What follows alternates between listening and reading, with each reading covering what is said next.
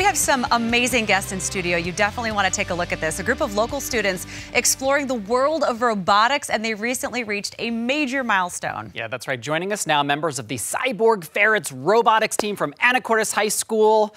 Oh, we are so excited to have you. Ian Diebler, Peter Correa. Say it for me. Correa, thank you very much. Also, Aaron McCollum, president of First Washington, and the team's mentor, Rick Johnson. Thank you all for being here this morning. And then this, the star that you all created, which is super exciting. So you made it to the World Championships in robotics. What exactly does that entail? So we made it all the way to Houston, Texas with this device. Well, this one's our practice spot. We have the real one is still coming back and shipping.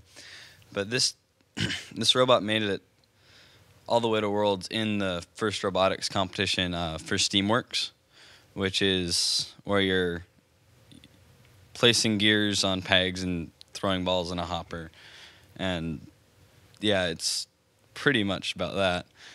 You can also make it to the World Championships on other awards and a point basis. Like we have won the safety award before, and that's worth X amount of points. And if you get enough points to qualify, you go to Worlds. Can you tell us a little bit more about the robot? Maybe show us how it works? Who wants to walk us through that? Yeah, absolutely.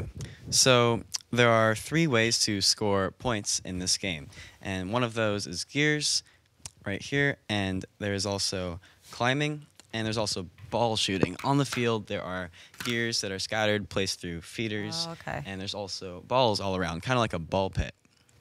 So these are scattered around.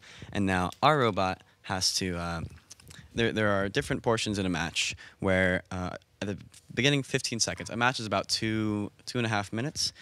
At the beginning 15 seconds, the robot does an autonomous program all on its own and places a gear on a peg, this peg right here. And that's out in the field, and there are 4 drivers behind the driver wall, and Ian here is actually a pilot who takes these gears from the peg and places them in a gear chain on the pilot. So this robot, climber in the back. At the end of the match, it would climb a rope about 5 feet, and our climb time is about 2.8 seconds, which was really, really pretty good compared to the other robots we went against. In the front here, we have our gear collector, Dylan. Dylan is our driver, and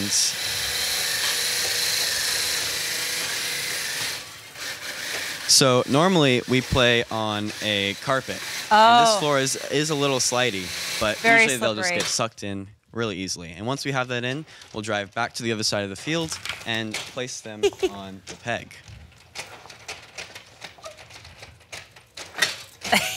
Nice. And each gear is scored, and eventually, with X amount of gears, you get a huge amount of points. So in a game, you are competing against another alliance to score an amount of points. There's 3 teams on each alliance. Teamwork seems like it's a really big deal here. Would you talk about how a team forms and what you kind of learn about teamwork when you build something phenomenal like this robot? Teamwork? All right, so during the build season, our team is split up into different systems.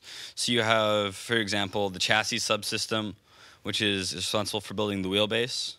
Then you have the other systems like electronics. And this year you had collector and climber. And then later on in the year you had shooter, because that was a secondary element. And those subsystems all work together to build the robot. Now, at the same time, you also have like business stuff going on.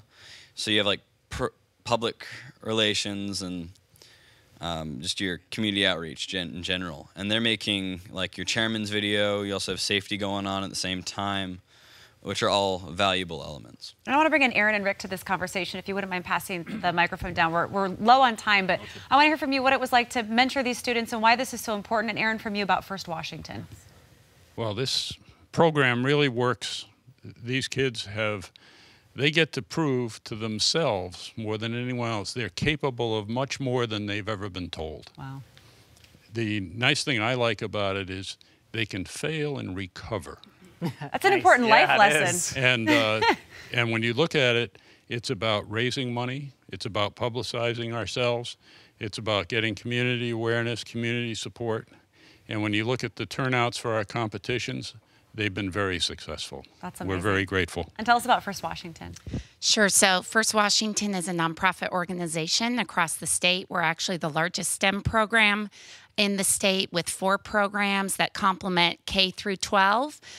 We have about 1,000 teams across the state, and it really is a program where every young person that goes through this program, there's a job out there for them. With Washington State being the largest STEM-based economy, employers, these are your future workers and colleagues. So firstwa.org in terms of learning how to get involved, mentoring, or starting a team. So you're going to invent the next flying car for us and fix traffic for us and all the robots that are going to do our jobs in the future, right? Sure. Challenge accepted. Guys, thank you so much. We really appreciate it, and congratulations on all of your success so far, and we'd love to keep in touch. So we'll check back in with you. Thank you. Thank you.